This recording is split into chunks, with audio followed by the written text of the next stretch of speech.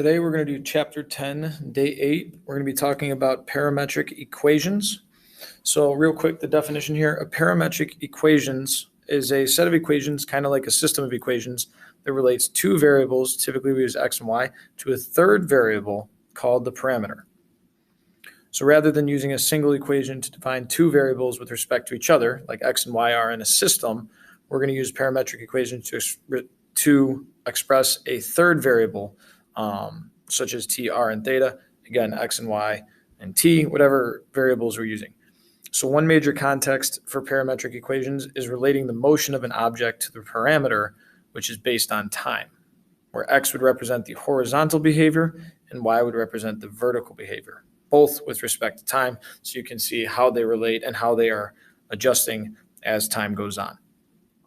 So we're going to jump into some examples here. We're going to start by just being able to draw the graph for each set of parametric equations using the interval, and then we're going to eliminate the parameter to get the rectangular equation.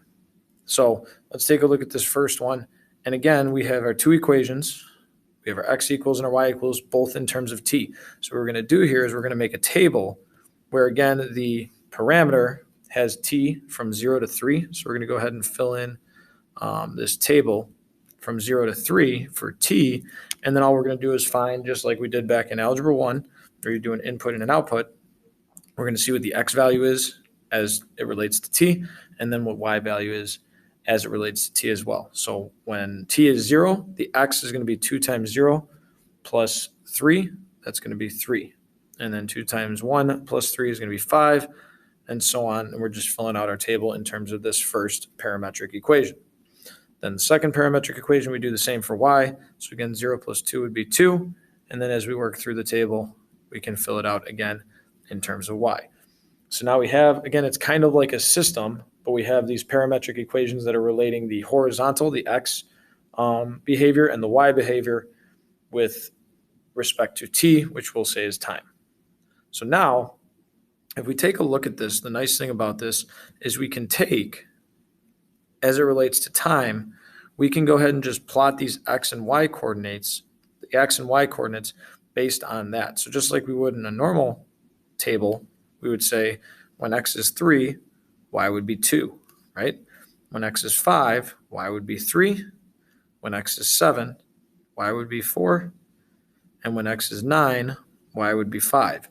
So this right here, this is our rectangular equation shown on the graph. Now, we don't have the actual equation yet, but whatever we find is going to be represented rectangularly by that graph. And again, we can continue on through in both directions. It's just that our domain for the time t is from 0 to 3. Now, in terms of eliminating the parameter, that's what it's asking us to do. When it says eliminating the parameter, what it's asking us to do is to use substitution, because they're both related to t, is to use substitution to help us get it in terms of just x and y. Okay, so if we take these two equations down here, we know t is equal to y minus 2, right? It's the same equation, I just move it over. So what we can do now to eliminate the parameter is substitute y minus 2 in for t, and you end up with x equals 2 times y minus 2 plus 3.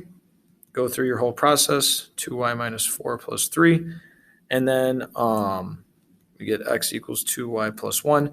And again, to make it more in terms of what we normally see, let's get it in slope-intercept. If you went through the process, you would have x over 2, or 1/2 x minus, what is that, 1 over 2?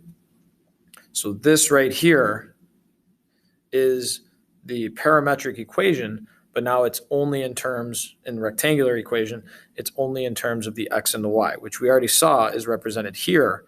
So now it relates to that. But what we notice here is just like we had up top, where our t was defined from 0 to 3, we notice that that table, when we drew it, our domain for the x values in the rectangular equation is actually from 3 to 9.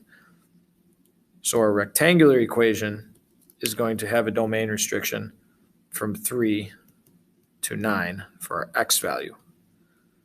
So this parametric equation with those two parametric equations as they relate to the parameter is equivalent to the rectangular equation that we just found there. They're just two different ways of writing them. For example 2, we're going to do the same thing. We're going to start off the same way where, again, we're plugging in for the x equation. So we're going to have 3 cosine of 0, which we know cosine of 0 is 1. So we're going to have 3. And again, using our unit circle knowledge, we can fill out this table. And then we go to the y parametric equation, where again, sine of 0 is going to be 0, because there's no y value there. So we're going to have 0, 4, 0, and negative 4. Now, as we transfer this to our graph, again, in terms of x and y, we have x is 3, y is 0, x is 0, y is 4, x is negative 3, y is 0, and then when x is 0, y is going to be negative 4. So what we notice here is this graph, if we follow the parametric equation graphs, it's not a perfect circle, but notice we stop. We do not finish that circle because our parameter and our domain restrictions do not allow us to finish that circle. So now, again, we noticed that this is kind of filling out an ellipse, right? Where our x values are going out to 3 and the y values are going up to 4. So when we go to eliminate the parameter,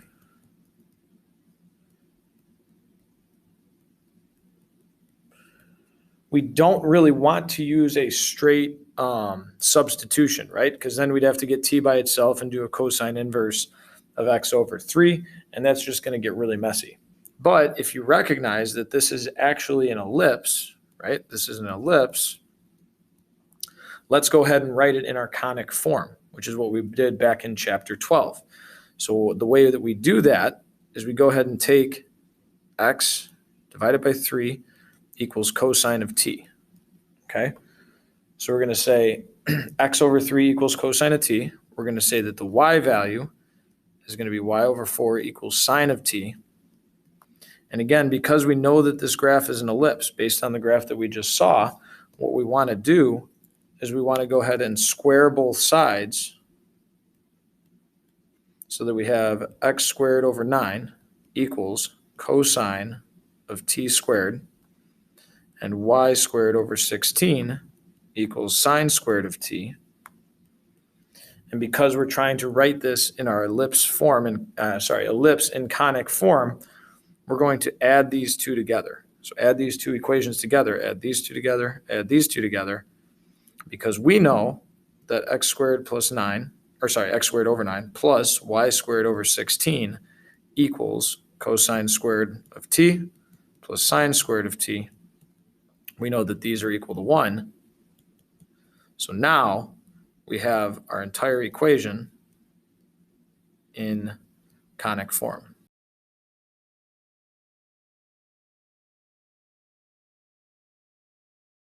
If we were looking to graph the purple, right, we would have our horizontal be 3, because that's going to be the b squared. We would have the vertical be 4, because that's the a squared.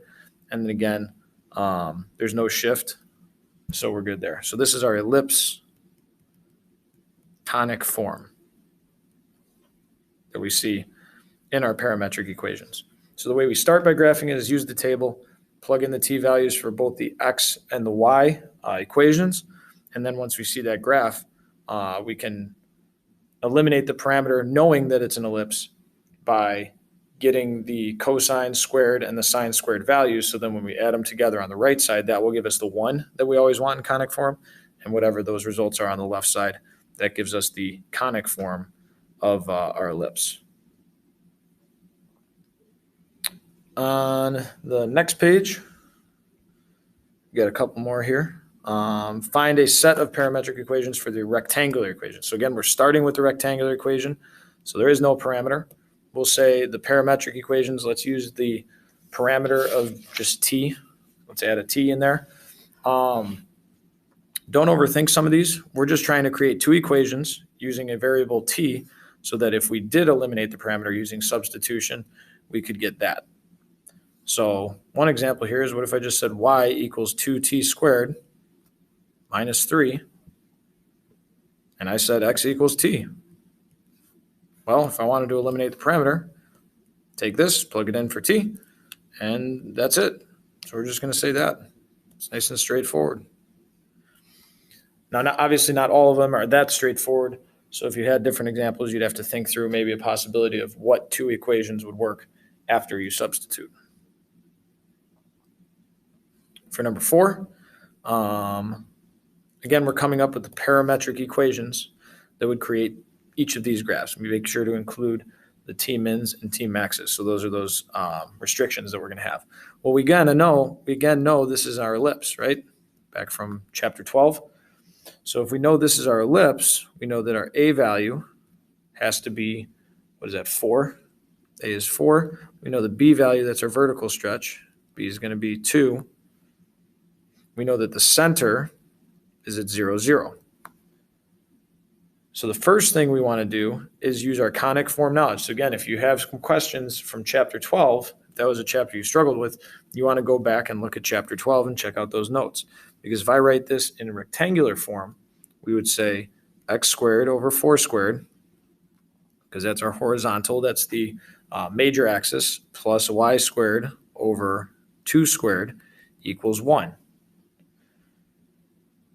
Well, kind of the reverse of what we did on example 2, we can say that if I kind of factor out the 2's here, hold on a sec, let's factor out the squares here.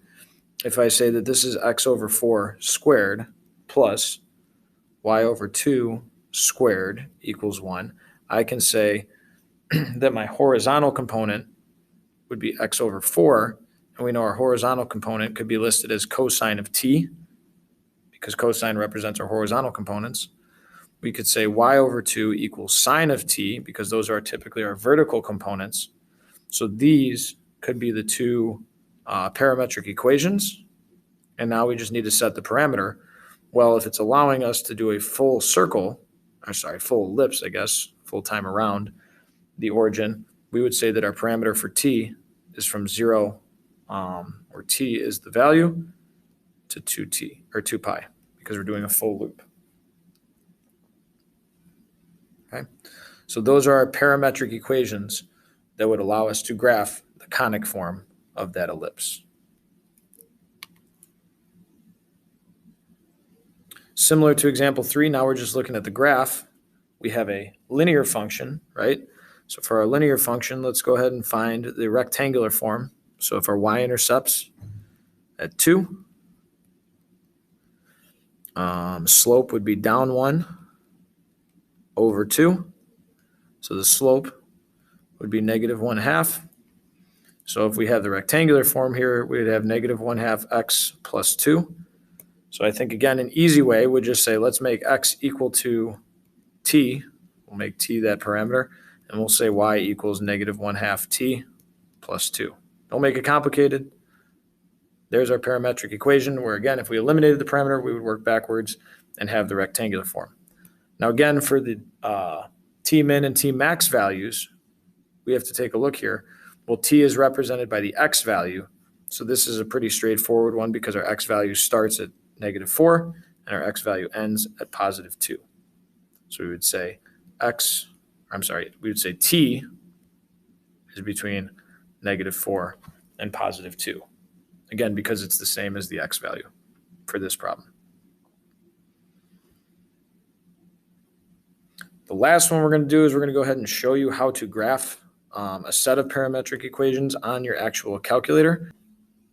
In order to do that, what we need to do here is we take a look at our two parametric equations and the domain of that parameter. And what we'll do is we'll go ahead and open up our calculator.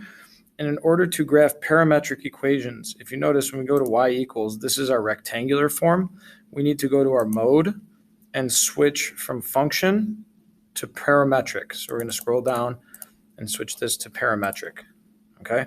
Now, again, because our parameter is in terms of radians, we're going to go ahead and leave this in radians. Obviously, if it was 0 to 360 or 0 to 180, you would have to change this to degrees. So we're going to go ahead and leave it in radians. Going back to y equals now, notice how it's changed to a parametric form. So we're going to go ahead and do our x equation right here, and we'll say 2 cosine. And notice that button that we normally use for x, when we click it, it now already knows to adjust it into the t parameter. So everything's going to be in terms of t. Close it. Let's go down and do our y equation. So we have y equals 4 sine of t. There's our equation. And this is actually not supposed to be there. A little typo here. So go ahead and correct that. So we have 4 sine of t. So we have our two equations there. Before we go ahead and graph this, we want to go ahead and change our parameter window. So let's go ahead and go to window and just make sure. In this case, it's already set up for us, but you want the y or the t min to be 0. And then we already know this is correct, but let's go ahead and double check 2 pi for our t max so that it only shows the window of this parametric equations in terms of 0 to 2 pi for t. Now, for t step, you want to make sure that it's small enough that it can give you an actual picture of your graph. So what we're going to do is we're going to go ahead and just do pi over 24. That's always a pretty good set to have your step at. So go ahead and do pi over 24. Now the graph itself, we don't know what it's going to look like, so we're just going to leave these at our normal 10 by 10. And when we hit graph, we notice that we go ahead and see that ellipse that's going on just like we did in the past. Okay, so all we need to do here now is recognize again our horizontal width for this ellipse is going to be 2 to each way, and then again 4 up and down. So if we look at this, if you want, you can go to your table, and again, just like we did on the earlier problems, you can see 0 to 0, and you can scroll up and down until you see those integers, just like we did before. But we know that the main points that we have to see here are -2, +2 on the x-axis, 4 and -4 on the y-axis. So when we go ahead and graph this, we can go ahead and use those coordinates. 2, 3, 4. 1, 2, 3, 4. So when we graph this, use those 4 major points just like we did on the front. And there's our nice parametric equations graph.